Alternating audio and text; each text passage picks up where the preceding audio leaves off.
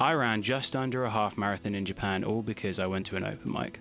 I was living in Australia for a year, and I was lucky enough on my return journey to go to Japan for a week. I touched down in Tokyo and went to the hostel, and when I was chatting to one of the people there, they told me that there was an open mic nearby at one of the other hostels. I went to the hostel, performed, and as it turned out, I had a friend from university that was literally right nearby. She was saying she was headed down to Shinjuku later on, and if I wanted to join, then I'd be more than welcome. We went to 思い出横丁 otherwise known as Alley, and it was great. Then her friends wanted to go do karaoke, so we got onto another subway train. We went and did the karaoke, and it was great. Something I didn't realize is that the subways don't run past midnight in Tokyo, but when we came out and I decided to see how I could get home, none of the subways were running. My friends offered for me to get into the taxi with them, but they were going in completely the opposite direction, and it was looking like about £50 for me to get back to the hostel, which I was a broke little boy at this point, and I didn't have that money to spend. So I just decided I'd walk it instead. Should have taken the taxi.